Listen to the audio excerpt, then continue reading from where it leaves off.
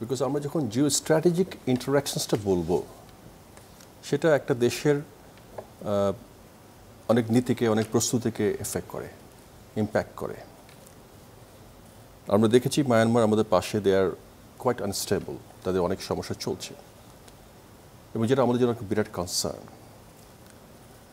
Same আমরা দেখতে পাচ্ছি যে আমরা যদি ভারতের কথা বলি বা ভারত পাকিস্তানের সম্পর্ক, ভারত চায়নার বিষয়টা, ইন্টেনশনসটা, মণিপুরেও তো Manipur, these are the areas that যেগুলো আসলে একটা বড় কনসার্ন হচ্ছে, বিকজ মানুষগুলো তো আসলে কোয়াইট ডিভাইডেড না, বিকজ অনেক দেখা যাচ্ছে মণিপুরের কিছু অংশ মানে যারা মণিপুরি, আমরা কাউকে মণিপুরি দেখি। সো আসলে এগুলো আমাদেরকে এফেক্ট করে এবং আমাদের মেজর কনসার্ন হয়ে দাঁড়ায়।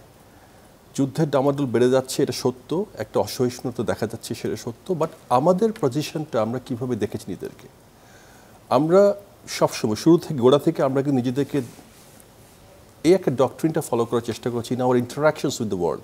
আর বাকিদের সাথে আমরা কীভাবে মিশবো, কীভাবে চলবো, সেটা কিন্তু মোর অফ ছিল যে আমরা কনফ্রন্টেশনে জড়াবো না। আমরা কিন্তু in the name of that আমরা উই মেক আপ, আমরা ফ্রেন্ডশিপটা বড় করে দেখাবো, বাট আমরা এনিমিটি ড্র করবো না। বাট দেয়ার আর রিজনস যেগুলো আমরা হয়তো আমাদের একটা পর্যায়ে এসে আমাদেরকে we have to stand to our own interest, that's right. So যে বিষয়টা হচ্ছে যে যুদ্ধ বা এই পরিবর্তনটা যখন হচ্ছে, এর সাথে টেকনোলজি একটা বিষয় আছে, টেকনোলজিক্যাল ইনফ্লুয়েন্সটা খুব বেশি আমাদের মিলিটারি স্ট্র্যাটেজি এবং ওয়েপনারিজ এবং আদার ইস্যুগুলোতে। সো এই পরিবর্তনটা, এফেক্টটা কিন্তু ইট ইজ ডাইনামিক। তো আপনার প্রস্তুতিটা কিন্তু ইটস এ প্রতিদিনের প্রস্তুতি, প্রতিদিনের আপনার কিন্তু you have to really get to that. আমাদের সেক্ষেত্রে বলতে পারবো যে আমাদের প্রস্তুতি একটা আমরা ভিশন ড্র করেছি, 3টা বাহিনী, যেটা আমরা বলি ভিশন 2030। যে ভিশন 2030 আমরা কিন্তু আমাদের একটা বাহিনীগুলোকে একটা পর্যায়ে দেখতে চাই, বিমান বাহিনীটাকে দেখতে চাই কীভাবে তারা কোন অবস্থায় নিয়ে যেতে চায়। এই ক্যাপাসিটি ডেভেলপমেন্টটা আমরা 3ভাবে, মানে কয়েকটা ভাবে চিন্তা করতে পারি। একটা হচ্ছে আমরা আমাদের যে ইকুইপমেন্টস আর আর্মামেন্টস, ওয়েপন্স যেগুলো আছে, সেগুলো আমরা কীভাবে পরিবর্তন করছি। একটা হচ্ছে ইন্ট্রেন্সিক পরিবর্তন, তখন নতুন ইনক্লুশন, নতুনভাবে কী নিয়ে আসতে পারছি, সেটা একটা পরিকল্পনা অধীনে কিন্তু আমাদের আছে, পরিবর্তন আছে, যে আমরা কীভাবে দেখতে চাই। আরেকটা হচ্ছে যে আমরা আমাদের ইন্ট্রেন্সিক ভ্যালুগুলো বা কোয়ালিটিগুলো কীভাবে বাড়াচ্ছি, অর্থাৎ নলেজ বেসড, যে আমাদের R&D, রিসার্চ অ্যান্ড ডেভেলপমেন্ট আমরা কীভাবে করছি, এবং আমাদের যারা লোকবল আছে, যারা কাজ করছেন, তাদের আমরা কীভাবে দক্ষ হিসেবে তৈরি করছি। এই সবগুলো মিলে কিন্তু আপনার প্রস্তুতির কথা চলে আসবে, যে আপনি কতখানি প্রস্তুত। সেক্ষেত্রে আমি বলবো যে আমাদের ভিশনটা ভেরি ক্লিয়ার, আমার লাইন অফ অ্যাপ্রোচ আমাদের ক্লিয়ার, যেটা হচ্ছে আমাদের অ্যাকুইজিশনস অ্যান্ড বাকি প্রসেসটা যাওয়াটা, সেটা কিন্তু আমরা অলরেডি শুরু করেছি। আমরা যেমন আমাদের প্রতিরক্ষা ব্যবস্থায় আমরা একটা বেশ কিছু অগ্রগতি হয়েছে আমাদের। এখন আপনি আমাদের সমস্ত যে বিমানগুলো আছে, সেগুলো কিন্তু আমরা বিমান বাহিনী থেকে সেগুলো আমরা ওভারঅল করছি, বিমান, হেলিকপ্টার আমরা নিজেরাই ওভারঅল করছি। আপনি খুশি হবেন যে আমরা কিন্তু 2টো এয়ারক্রাফট, মানে বেসিক ট্রেনার 1 এবং 2 আমরা নিজেরা তৈরি করেছি এখানে। এটা কিন্তু একটা বড় মাইলস্টোন আমাদের জন্য যাওয়াটা। সো বড় আকারে যাওয়ার জন্য আমরা কিন্তু এগিয়ে যাচ্ছি এভাবে।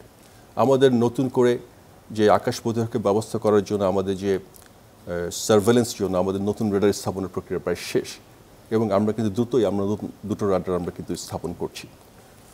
সো এভাবে আমাদের ইকুইপমেন্ট যেমন ইন্ডাকশন হচ্ছে, একদম R&Dর মাধ্যমে আমরা কিন্তু আবার আপনাদের আনম্যান এরিয়াল সিস্টেম সেটাকে ডেভেলপ করছি, এবং সাথে ইলেকট্রনিক ওয়ারফেয়ার বিষয়টা আছে, সেটাও আমরা ডেভেলপ করার চেষ্টা করছি।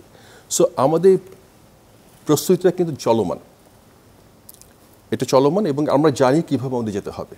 আমাদের নতুন করে আমরা MRC নেওয়া, যে মাল্টি রোল ফাইট কম্ব্যাট এয়ারক্রাফটের জন্য আমরা যেটা চাচ্ছি, যে একটা এটার ব্যাপারে আমরা দ্রুততম সময়ে এটার সক্ষমতা এটা পাওয়ার জন্য আমরা প্রচেষ্টা চালিয়ে যাচ্ছি। কিন্তু এখনকার যে যুদ্ধগুলো আমরা দেখছি, ইউক্রেন বা গাজা যুদ্ধকে কেন্দ্র করে যে ড্রোনের ব্যবহার, যেগুলো আবার ইরান বা তুরস্কের মতো দেশগুলো, যেখানে আসলে সচরাচর তারা অন্তত আকাশ যুদ্ধের সরঞ্জাম সরবরাহ করতে তাদের খুব একটা এর আগে দেখা যায়নি, কিন্তু এখন তাদের কাছ থেকে রাশিয়ার মতো দেশও কিনছে।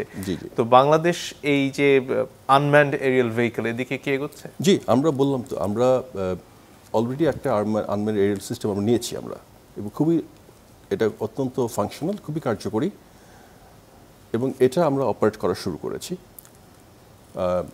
সাথে আমরা আমাদের R&Dর মাধ্যমে আমরা আনম্যান রেল সিস্টেম কিন্তু ডেভেলপ করার চেষ্টা করছি এবং আমরা এটাও খোঁজ করছি যে আমরা এটা চেষ্টা করছি প্রচেষ্টা চালিয়ে যাচ্ছি কিভাবে আমরা অন্য একটা সংস্থার সাথে বা অন্য কোনো দেশের সাথে হলেও আমরা কোনো কোঅপারেশন করতে পারি কিনা টেকনোলজিক্যাল কোঅপারেশন আরও বেশি ডেভেলপ করতে পারি কিনা সো এই বিষয়টা এখন এটা সত্য যে এখনকার প্রয়োজনে আপনার আনম্যান রেল সিস্টেম খুবই এফেক্টিভ ইউজ হচ্ছে বাট এটা একটা পার্ট আবার একইভাবে কিন্তু আপনার কনভেনশনাল ফাইটার কিন্তু ইউজ হচ্ছে যেটা আমরা দেখছি সো এখানে আপনার কোনোটার আপনার প্রতিস্থাপক না বরঞ্চ একটা কমপ্লিমেন্ট করবে সো সমস্ত কিছু মিলিয়ে কিন্তু আমাদের প্রস্তুতিটা সেভাবেই যাচ্ছে আমরা মনে করছি যে আমাদের আনম্যান সিস্টেম দরকার আমাদের ইলেকট্রনিক ওয়ারফেয়ার সিস্টেমটা আরও আমরা ডেভেলপ করার প্রক্রিয়া রেখেছি এবং কাজ করে যাচ্ছি আমরা ইলেকট্রনিক ওয়ারফেয়ার সিমুলেটর তৈরি করার চেষ্টা করছি আমরা এগুলো আমাদের নিজস্ব উদ্যোগ এবং নিজস্ব ক্যাপাবিলিটির মাধ্যমে করছি